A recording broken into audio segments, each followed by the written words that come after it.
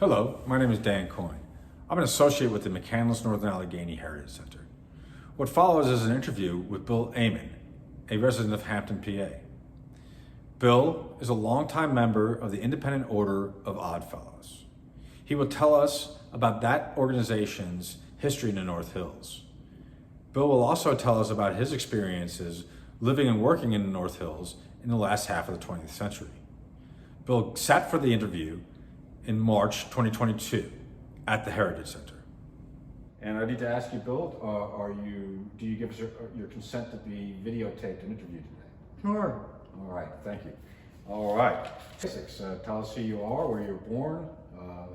I was born in 1935.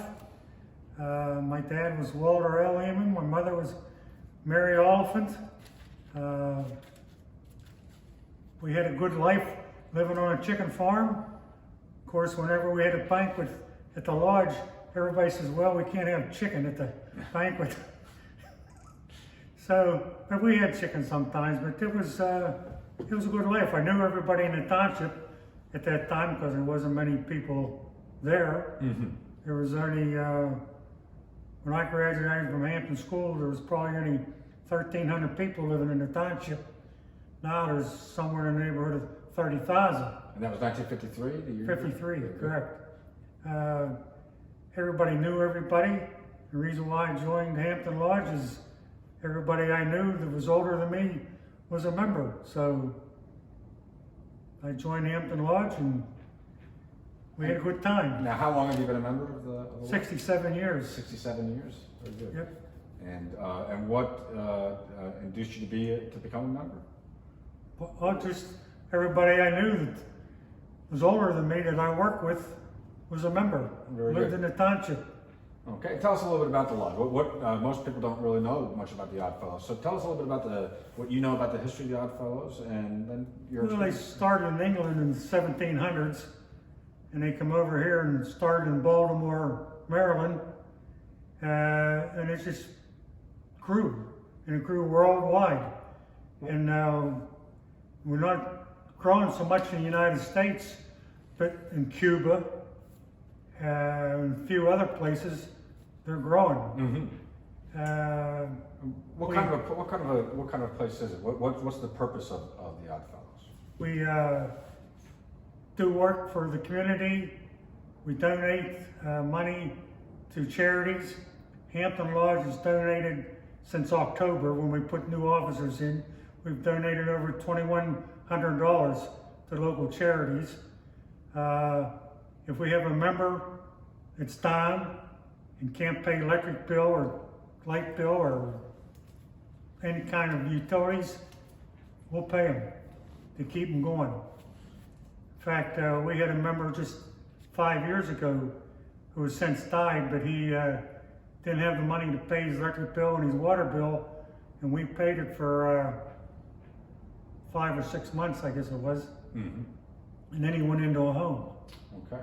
And since then he died. In fact, just a year ago our Grand Master died, and he died a week after our Grand Master.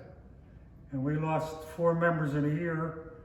So with the amount of people that's joining lodges, not only the Odd Fellows, but any fraternal organization you can think of, losing 4 members is a lot in a year's time. Right, yeah. And you kind of give us a sense of its benevolence, of a benevolent society to take care of folks. Can you tell us a little bit about what the original purpose of the lodge was? From your understanding of the history, back when it came out here, that would have been the 19th century, I would imagine, right? 1890s when Hampton Lodge started. Okay. And what it was is to help widows, orphans. We have scholarships. We had sick benefits, although since we started paying some utility bills for any member that's down, we don't pay sick benefits anymore. Mm. But we pay death benefits for the member's spouse. Well, in the 1890s, it started out with farmers, right? I mean, everybody was a farmer. Right, correct. And so it was this benevolent society sort of to create some sort of community, right, in the area. Yeah, correct. And just to help the people out that, of course, back then everybody knew everybody. Yeah. They knew their business whether they needed to or not. Right. But, you know, they knew people that was having a problem. And even when some people that wasn't members, we've helped out. Like one had a fire, and we collected $5,000 to help rebuild the house. Okay. And what do you remember when that was? Good question, boy. I'm not sure when that was, but that's probably been 15 to 20 years ago. Okay, very good. And then now, taking it back again to sort of the original idea. Well, what the Oddfellows? What about the name, the Oddfellows? Where does that come from, and what do you know about that? Well, that piece of paper that I give you, Yeah, sure. well, I have a little in there why it's called the Oddfellows, but way back when they was helping people that wasn't members. They'd go in when they was sick, sit with them, help them, and they got the name Oddfellows. Of course, there's two reasons why it's the Oddfellows. One is they had different professions, where most lodges are all one. Like the SOIs, the Sons of Italy. Okay. Knights of Columbus is all Catholic. Masons is all Masons. Yeah. Well, today it's not that way. Sure. So that's how they became the Oddfellows, because they was blacksmiths, roofers, you name it, they did it, and they was got all together, and because they couldn't join the other lodges because they wasn't one part of the craft or profession that was in that lodge. Right. So they called themselves the Oddfellows, and it just grew with going in and helping people that wasn't members. Very good. And people that was sick, and everybody says, them oddballs are going in there, they're going to get sick. Ah, there you go. All right. So that's how things come around. I had a few meetings. Yeah. Right. Yeah. Did you ever hear of Cass, West Virginia? No, I haven't. It was Cass Railroad. And Yeah. what it was, from the 1800s into about 1960, 62 maybe, it was a lumber company. Okay. And the only way you could get to Cass was by railroad. No road up there. Of course, there is now, because they run scenic trains there, steam engines, Okay. and they're always crowded. Yeah. Yeah. And Everybody they listens had to two it. lodges there, an Oddfellows Lodge and a Mason's Lodge. Ah, And they all belonged, both of them. is that right? And whenever they had a picnic, everybody was there. Is that right? All right. Yep. Sounds good. All right. So, and also the Oddfellows worked with orphans as well. It was one of their. Correct, orphans, and we have a home in Grove City, and they have a home down near Philadelphia, and we used to have a home in Pittsburgh, which is now the Rooney School, was where our home was at, and they had a home in Sunbury, Pennsylvania. In fact, the property is still there, or it was the last time I was down there. I haven't been down there for a few years, but the buildings are just crumbling away to nothing. So I don't know if anybody bought the property since then or not. Okay. But yeah, we had a number of homes in the state. In fact, you was looking at that book that had the homes in it. Yeah, one up in Meadville, right? Yeah. Well, that home and the property's still there, but I don't know what they're going to do with it. Nobody's been in it for a number of years. Is that right? Yeah. Looks like a beautiful, beautiful building. Yeah, they had a lot of beautiful buildings throughout the country Yeah. for homes. So, I'm sure the Oddfellows had some fun. What's the most fun you've ever had as an Oddfellow? Being the marshal for the district deputy grand master, because the first time I was a marshal, the Grand Lodge was in our lodge down in Allison Park, and they was having a district meeting. And the Grand Master told me, listen, he says, you're going to be the marshal for the first time. There's 3 things you got to do. Okay. First, you make sure all the officers get installed with dispatch. You make sure the paperwork's all done. And third, you harass the district deputy and keep him in line. So I've been practicing that for 6 district deputies. Gotten good at it, huh? Very good. All right. What else should people know about the Odd Fellows and your Well, we used to have 1,200 lodges in the state of Pennsylvania, Mm-hmm. but unfortunately, we're like every other fraternal organization. We're down below 100 lodges now, Mm-hmm. and every time you talk to somebody that belongs to a fraternal organization, they're either consolidating or they're just going out of business, period. Mm-hmm. Mm-hmm. Yeah. And when we had a camp up Mercer County for a while, and we'd go down around and visit antique shops and museums, and you could see licenses and for different fraternal organizations. They'd be in the antique shop because they went out of business and Mm-hmm. Yeah. nobody wanted it. Yeah. So they sold a charger or give it away to somebody and Right. Yeah. went on their way. Well, it's unfortunate. Well, I had a lady at a Meals on Wheels tell me one time, she says, I don't know what we're going to do if lodges like yours ever go out of business. Because she says, you're the ones that keeps this outfit supplied with money to keep us going. Mm. So you folks help out Meals with Wheels? Oh, yeah. Yeah, we have a number of Meals on Wheels, North Hills Community Outreach, the home up at Grove City. We send them money every quarter. Okay. Well, there's all kinds. Anybody we hear of that needs some help. How do you raise your money? Well, dues. Dues. And we have money that we've been able to save over the years. We have invested, and we Okay. get dividends off of that, and that's what we use. Okay. All right.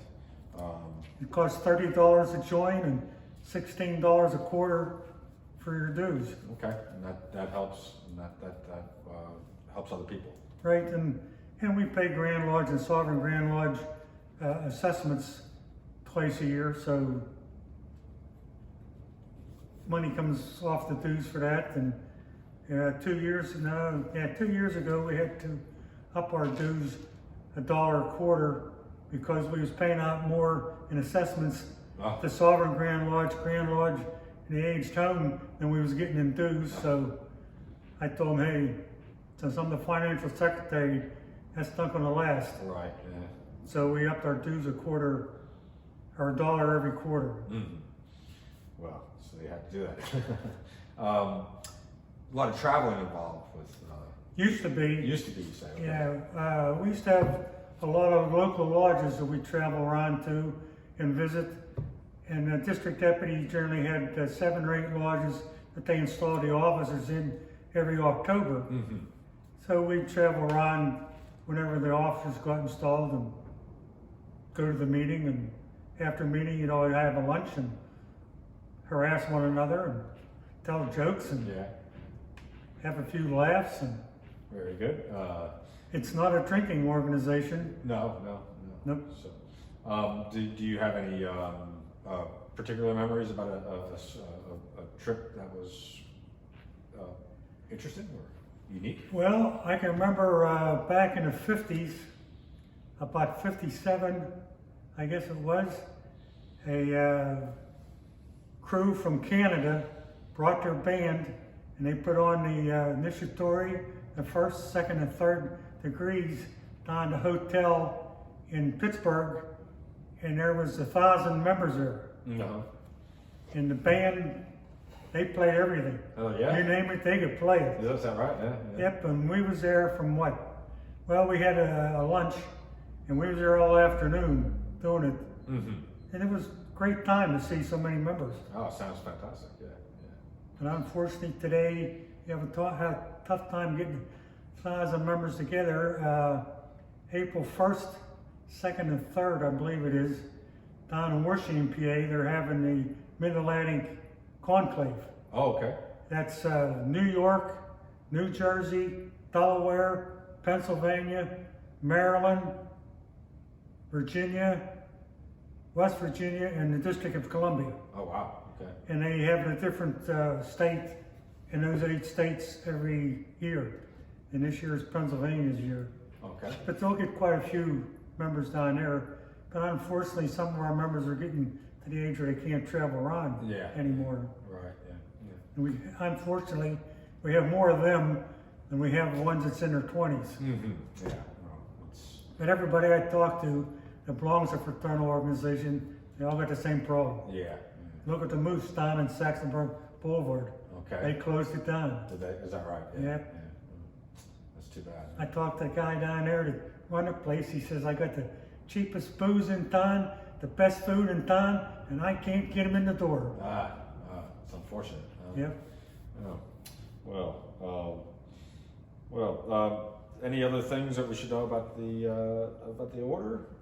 Hey, we're always looking for members. If you're 16 or over, we'll be happy to talk to you. Okay. All right.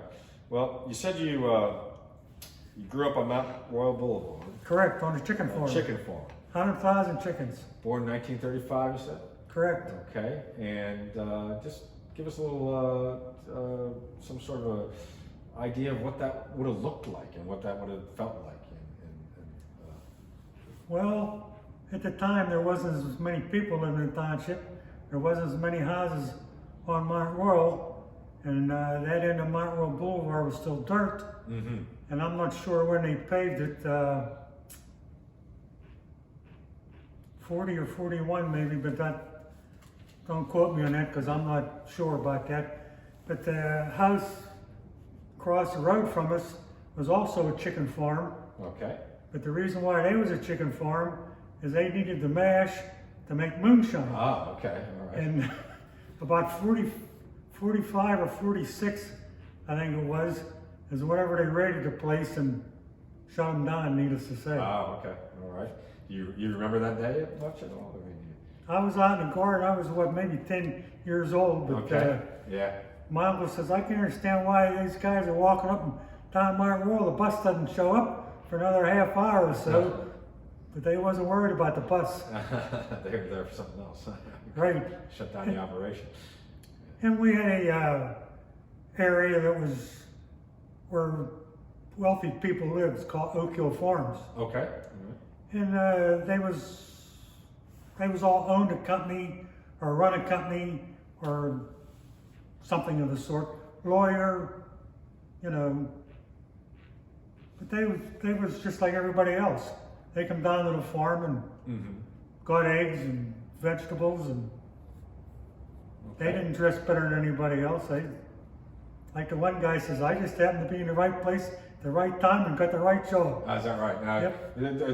Was it your impression these people lived out this way and commuted in, or No, they lived out in Oak Hill Farms and went to Pittsburgh every day. Yeah. Okay. All right. I don't know if you know about the place down in Millville. Well, I can't think of the name of it right offhand, but they was another place like Oak Hill Farms. Okay. But what most of them did was they walk down off the hill and walk to Millville and got the streetcar and went to town. Okay. Very good. Yeah. So there was a few places around like that. All right. Fox Chapel, the original Fox Chapel, of course, they was only about a mile off of Route 28.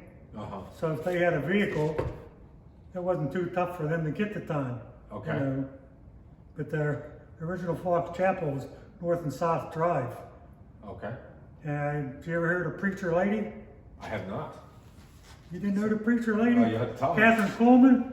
No, please tell She me. lived on Fox Chapel Road. Oh, wonderful. Let me hear And that. she was a character, let me tell you. Okay. I knew her pretty well because I worked Fox Chapel most of the time. All right. Now, what she did to earn the name of the preacher lady? That's what she was. She was a preacher. Okay. All right. And she was a character. Yeah. Well, I mean, what was she like? Oh, she was funny. She would come out to the farm and she'd have her slacks on and work shoes, and she'd say, "What are we doing today?" Hey, anything you want to do. Okay.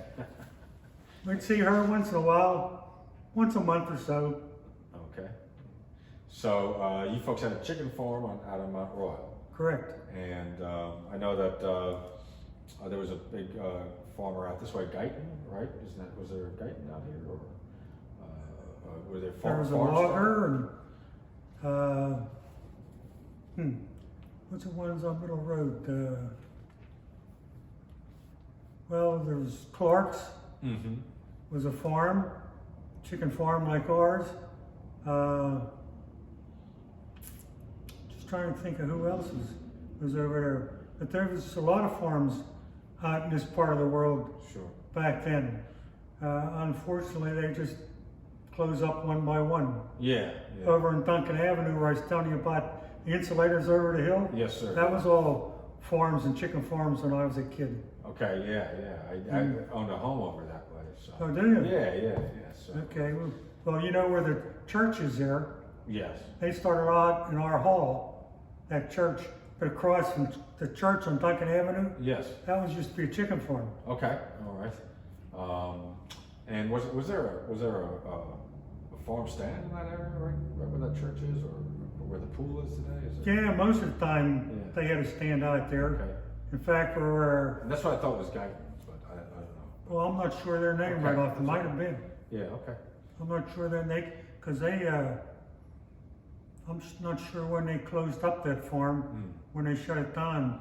And I wasn't too old. Yeah. I know 47 is when they kind of platted all that land for neighborhoods. So Yeah. we have a map back there about that. Well, and Ross Park Mall used to be a fruit farm. Okay. Is that right? And down there where the entrance is, the northern entrance, that's where their stand was at. Yeah, I can remember that. I was about 30, I guess, when they quit doing that. Oh yeah. Yep. Very good. One day I was on the Night Road in my company truck, and it was the winter time, and a guy that I knew from Unified Lodge was the bus driver, and he pulled up alongside of me. He opened the door, so I cranked down the window, and he says, "Hey, people on the bus want to know, is that air conditioned in the winter time?" I told him, "Yeah, that's the only time is in the winter time." Yeah, or they used to call it 62. Go drive 62 windows down. Right. So you graduated from Hampton High School. 53. Correct. What was it like going to Hampton High School in the early 50s, late 40s? Hey, there wasn't that many of us in the school, so we all got along because we all knew one another. All the parents did things with the kids at school. If they owned a business, the parents went there and bought what they needed or got what they needed, and you just patronized all the businesses in the township. Okay. We only had one grocery store, that was Sybert's. Okay. All right. That's where McDonald's is at now, Wildwood Road and Route 8. Okay. All right. Across the road from them was Northern Seed Company. They sold seed and lawnmowers, things of the sort. Down in Craighead and Route 8 was Heine Cross's tractor building. He sold tractors. And over on Harts Run Road and Saxonburg Boulevard was, can't think of his name right offhand, but he sold tractors over there too. Okay. All right. Good.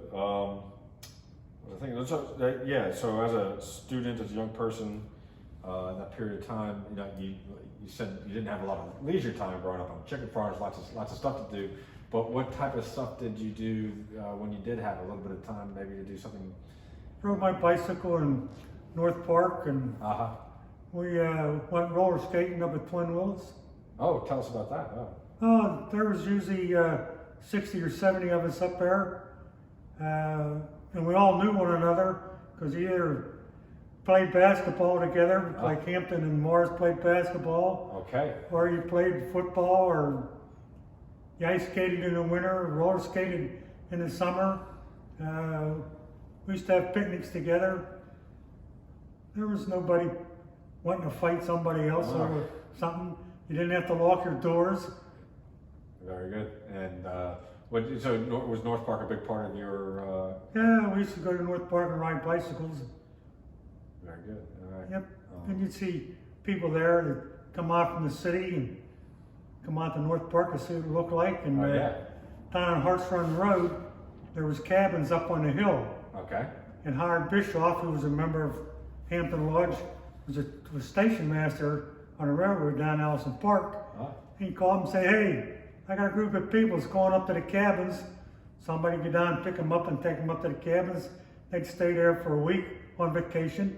You pick them up, take them down, and train them and pick them up, and they'd go back to Pittsburgh. Oh wow, that's interesting. Wow. But that's, in Route 8 used to be a plank road. Okay.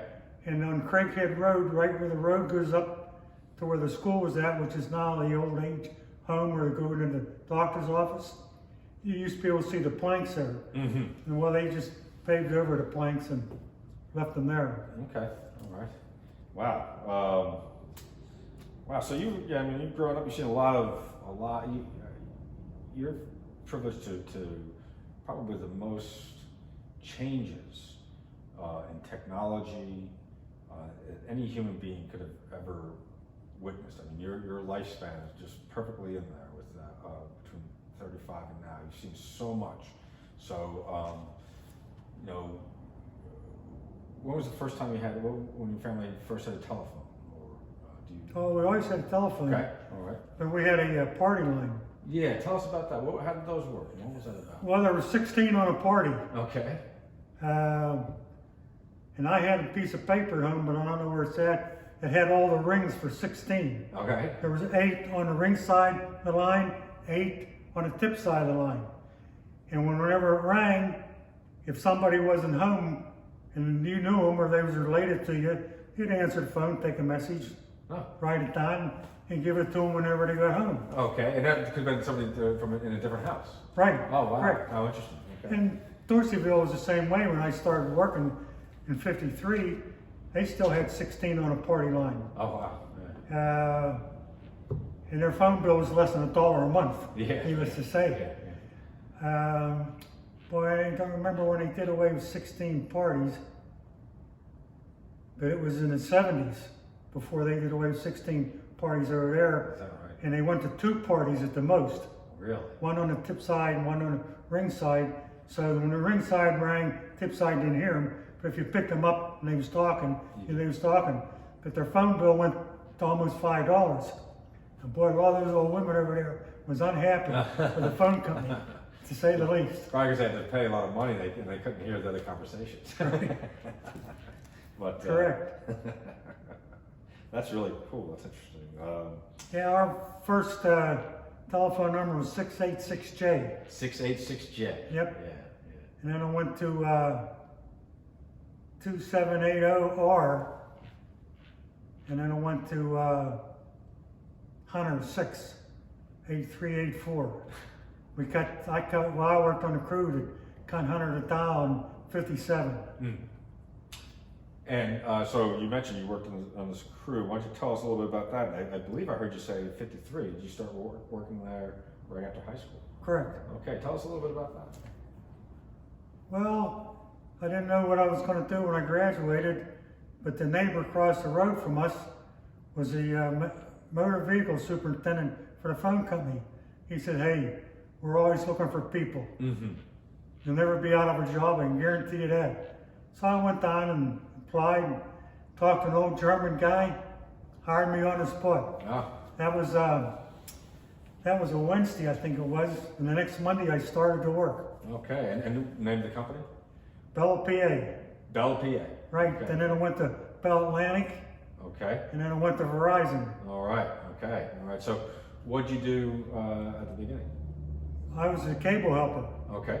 Splicer go to manhole or go up the pole, and I'd be the ground on top of the manhole and hand them tools. But you had to have 2. You couldn't be one guy in a manhole all by himself. Mm. If he was up the pole, I'd hand everything up to him, and then I'd go up the pole, and I'd slip tubes on the wire while he spliced them. Okay. And whenever we got done, I'd go down and clean the sleeve, send it up to him. He'd solder the sleeve, and we'd be done for that job. And we'd go somewhere else. We'd cut in terminals. We had old wooden terminals when I started. And there's a big project of doing away with wooden terminals. And we had aluminum terminals in. Okay. All right. And I did that. Well, I went into service in 1958, come out in 1960, and I was working at the branch house which is where all the supplies come from, until 62. In 62, they says, okay, the recession for them was over, you're going back outside. So I went back outside as an installer, and I was an installer for 3 years, I believe it was, and he says, hey, we need somebody in the service center that tests cable cuts. Every fifth number on a cable cut you call to make sure it was the right number. Okay. And if it was the wrong number, then you started doing some work to clear it, to make sure the cable cut was going right. And I was there for 2 years. What year are we talking? What you're talking the mid-60s? Yeah, I went in there in the mid-60s. Okay. Well, yeah, 66 I think it was. And I was there to 71.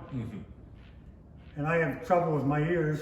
Needless to say, I got a hearing aid in this one. Can't hear out of this one. Okay. But I had to wear a headset Okay. all day. Ah. And it was getting to the point where the headset was bothering my ears. Okay. So I was thinking, maybe I'll ask to go back outside. Of course, my second line boss, he told me, as far as I'm concerned, you're here to stay, because he says, you use your brain and you got the right idea of what's happening. Well, my old boss came in one day, he says, boy, I'm in bad need of a repairman. Told me, you're just the guy I want to talk to. That was a Wednesday. January the 16th was a Monday, and I was back outside, and my second line boss says, don't I have a say-so in this? My first line boss says, nah, I need a repairman bad in Dorseyville, and he knows most of the people out there, so I'm going to take him. So I spent from then until 92, when I retired, as a repairman in Dorseyville and Fox Chapel. Okay, very good. Nice. So I knew most of the people in Fox Chapel, although by now most of them are gone. Okay. And we had 3 people out there that was on the board of directors of Bella, PA at the time, and most of them was easy to work with. Some of the other ones was tougher. We had a guy out there that was president of Alcoa, and man, he was tough to get anything done with. And he wouldn't let his wife use the phone. So one day I calls in on my dispatcher, says, hey, I hate to give you this, but you know, the president of Alcoa told me, yeah, I even know where he lives. Up on Riding Trail Lane, yep. He says, you're going up there and put a second line in. His wife says, I can't use a phone, so I'm going to have to put a line in for myself. I says, okay. So I goes up there, and he wasn't there, fortunately. She says, where can you put this? I says, any place you want it, because the house was pre-wired. She says, well, I got a jack right here for his phone. Is there any way you can put one there for mine? Told me, yeah, I got a little box about the size of a duplex outlet. I can put it on the wall, and I can put 2 jacks there. Put yours on the top, his on the bottom. She says, do it. I did it. I was fortunate. I had dial-toned the network interface out of the garage, hooked it all up, it worked. She says, you're wonderful. I told her, I'm just lucky, that's all. Got in my truck, and I was going to the driveway, and he was getting ready to turn in. Well, he backed up, he waved at me, I made a turn. I guess whenever he went in, there was probably a little screaming, yelling going on. You didn't like that, huh? Probably not. We had some Steeler football players lived there. Okay. We had one house that had a address of,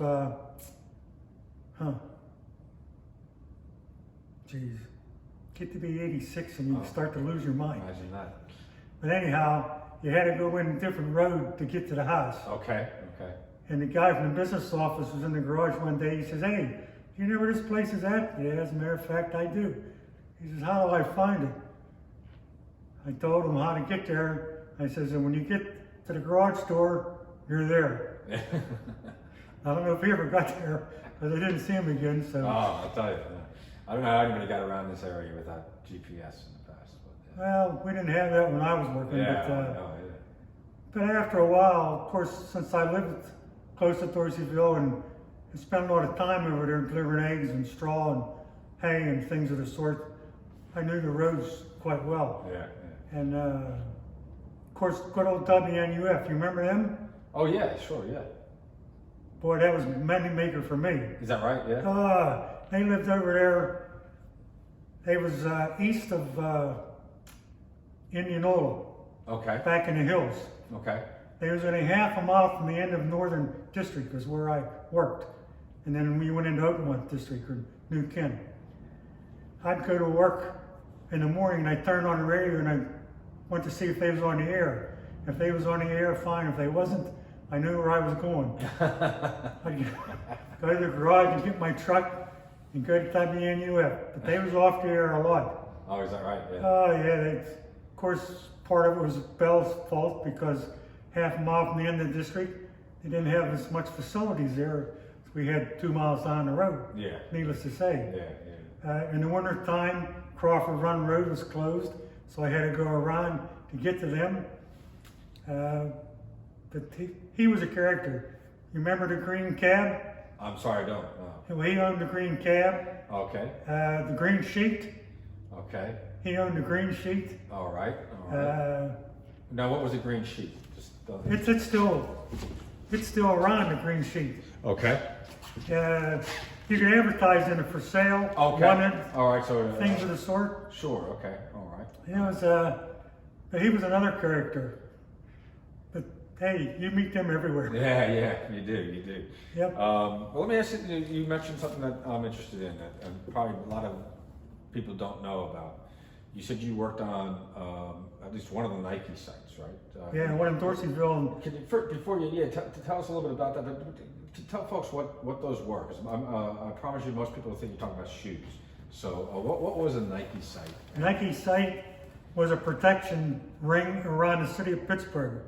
And I'm not sure how many of them there was, but there was 8 or 10 Nike sites, and they had missiles in them. Missiles, so right. This was defense, this was military defense. Correct. Okay. And the missiles in one site, and the control room was in the other site, and it was about 2 to 3 miles separating the two of them. Okay, all right. And we had a cable in between the two sites for communications for the Nike site.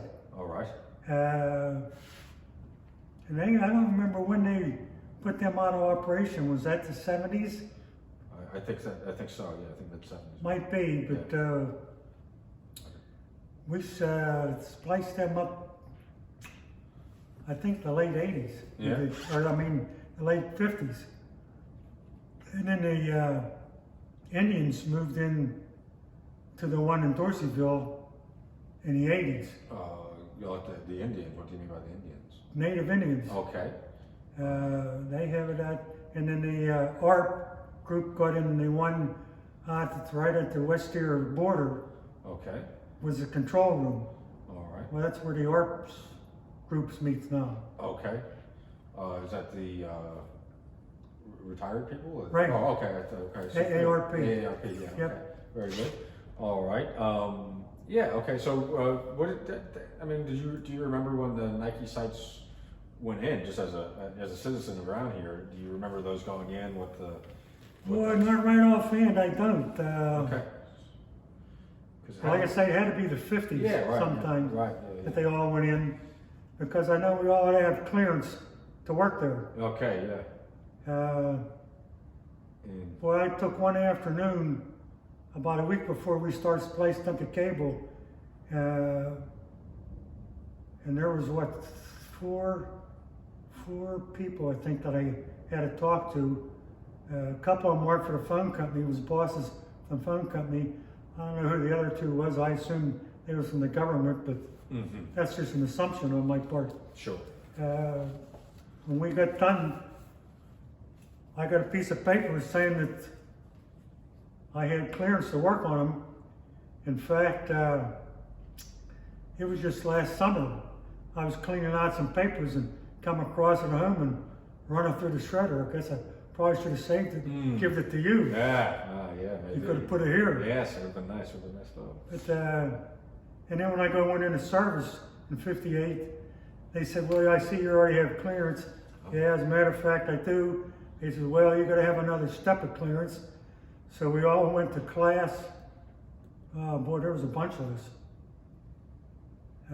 But that didn't take long. We was only there a couple hours, I think, because I worked on the Mighty Mike teletype, which worked off of the stratosphere.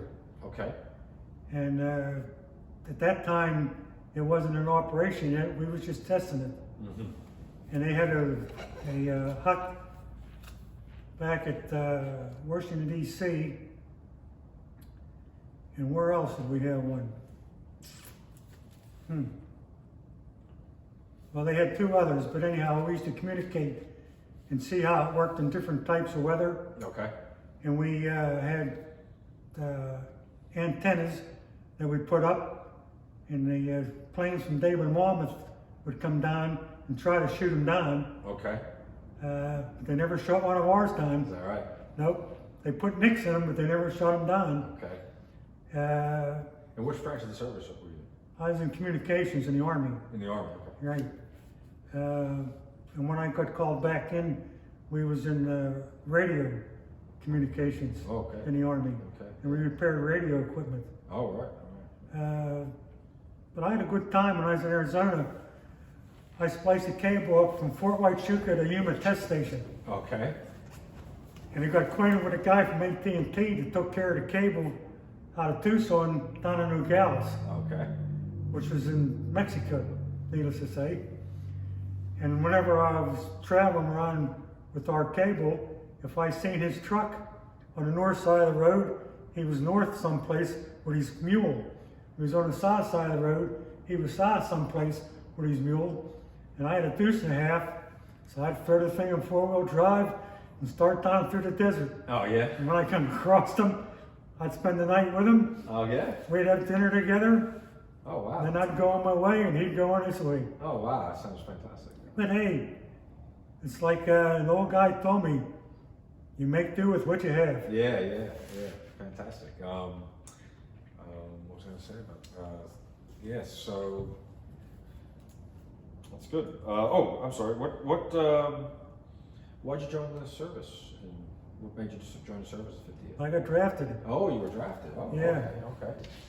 April 1st, 1958. Oh. I got drafted, and I was in a communications company with a lot of guys that worked for Western Electric and Bell and AT&T. So we all got along, needless to say. Unfortunately, there's not many of us left. I guess it was, 5 years ago, the guy from New York that I was friends with died. A couple years before that, a couple other them died. So, hey, when you get in your 80s, that's what happens. Yeah. About to visit with my mother. She's about to turn 90, so. Yeah, my sister's 90. She's going to turn 91. But unfortunately, she's in hospice care right now. So, you never know. No, you don't. My mother's been fortunate. She's at home. But, what about your marriage? How long have you been married? We've been married since 1960, and I got out of the service on March 31st, and we got married June 25th. She says, why do you want to get married June 25th? Because my birthday is 29th, so I won't forget it.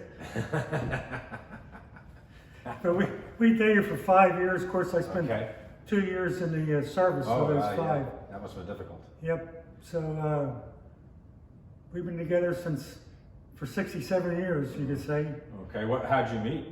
Roller skating. Roller skating. Okay. Yep. Tell us about that. Well, we had a coach. After the kids was born and got old enough to go skating, we all went skating together. And we had a coach whenever we went back skating to teach us the new skates, new dances on skates. Oh, dances. We danced on skates. Wow. And we thought about it, and I told Jerry, if we could take lessons and we go into competition, we got to buy a white tux for you and a black tux for me. Do you want to do that? She says, no, not really, because that amounts to a lot of traveling. So I told him, whenever this gets like work, we're done, so we're not going to go into competition. But he wanted us to go into competition. Yeah. But we skated from when we met up until about 8 years ago, I guess it was, and we'd have still been skating, but the doctor says, you know what? If you fall and get hurt, one of you, the both of you is going to be doing nothing. Yeah. Well, we fell one time doing a very complicated skate. Okay. Where two of you turned together. Yeah. And our skates touched, and we hit the floor. And before I could sit up, our coach was out on the floor taking our skates off.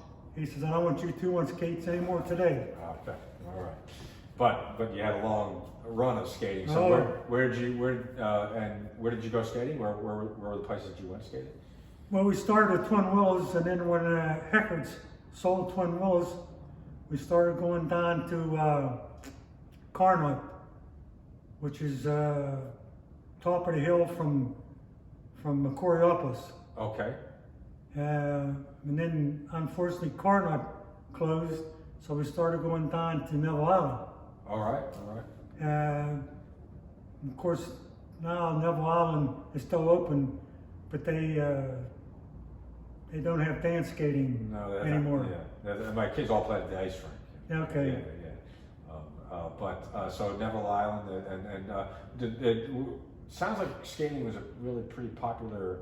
Oh, everybody thing to went do. skating. Yeah. Yep. And dancing and all that type of stuff, huh? Yep. So. Well, after skating, we ballroom danced for a number of years. All right. And unfortunately, most all of them shut down. Yeah. During COVID. Oh yeah. Okay. All right. So but they ran that long, huh? Yeah, right. Oh wow. Yep. Now, and where would you do your dancing? Coreopolis and the Moose down in Saxonburg Boulevard. Okay. Very good. And we'd go away someplace and we'd see a dance while we'd go there and see what it was like. We went to Cleveland one time roller skating. And they did a dance called the Highway. Okay. And whenever the guy started playing the organ, there was probably 25 or 30 couples on the floor. And partway through, he started speeding it up a little bit. Well, a lot of the older couples, they just got off the floor because it was too fast. Yeah. Because you had to both turn both ways and other things during a highway dance. Okay. When it got to the end, he was going as fast as he could, and we was the only couple left on the floor. We going around, got down there at the end. Jerry says, "I had enough." So we stopped. He stopped, everybody clapped, and we went back to regular skating. Oh, wonderful. Fantastic. That's great. That's wonderful. So you said you had a friend who was I guess you'd call him a conductor on the Harmony line, is that right? Or No, he was a driver. He was a driver. Yeah. Yep. So His name was Pete Kilner. Pete Coyne. Okay. Yep. And so and you use the Harmony line. What would you use the Harmony line for? Well, when we go visit other lodges sometimes, or we get down to Pittsburgh to a baseball game, things of the sort. What would that be like going down to Pittsburgh for a baseball game, taking the line down there? How would you? We just all climb on a bus, and he had a place to park it where they parked the buses. Okay. Because other buses would come in. All right. And he parked it, and we all go in and sit together and have pop and popcorn, and game was over, we'd get back on the bus and come home, and all our vehicles would be parked at the lodge hall. Okay. He'd take the bus back, and of course the bus sit up on Route 8, up there right alongside the hearing aid. The hearing aid place is in the garage where the buses used to park. Okay. Right by the Lands Museum. All right. Oh yeah, sure, yeah. Yep. We're talking about, great. All right.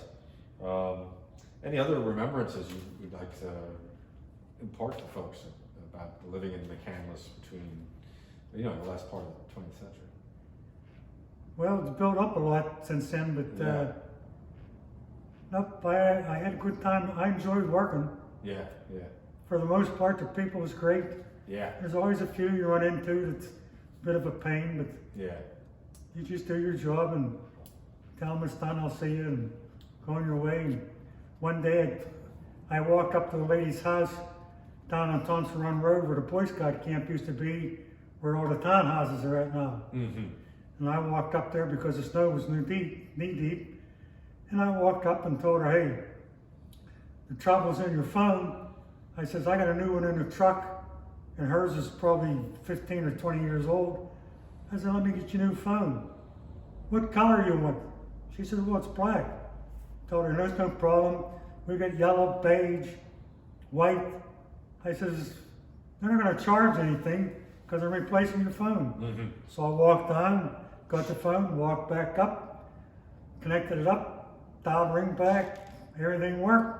Told her, hey, it's all yours. She says, here, this is yours. There was a bottle in a paper bag, you could just tell. So now, I says, the company pays me well to do this. We don't accept anything. She says, you either take this, or when you leave, I'm gonna call them and tell them you made a pass at me.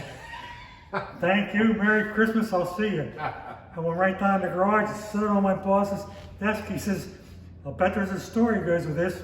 Certainly is. I told him the story. He says, hang on. Called the district office. Our third line boss says, just keep the bottle. Don't use it.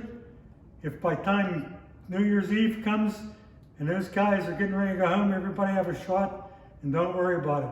Never heard another thing about it. Very good. All right. Well, Bill, I appreciate you sitting and talking with me today. Hey, my pleasure. And thanks again. People will learn a lot of stuff about McCandless and about the Odd Fellows from you, and really appreciate it. So. Well, when I was a kid around here, nobody had big schools. Yeah. It was all like this building. Right. Yeah. But since then, they all consolidated except Hampton High School or Hampton School District. And the reason why Hampton didn't consolidate is the guy that was Secretary of Education lived in Hampton, and he says, and I know darn well these consolidated schools are going to be a problem, and he's right. Yeah, I think you're right, and I think Hampton has avowed itself well over the years. It's one of the best schools in the country. So. Yeah, it is. It's fortunate. Yeah. Of course, it's Hampton School is a lot like Hampton Lodge. There's a few people put a lot of effort into it and keep it going and make it what it is. Yeah, well, that's what keeps things going. Yeah. Yep. But we appreciate it. Thank you very much. Hey, my pleasure. All right, Phil. Thank you.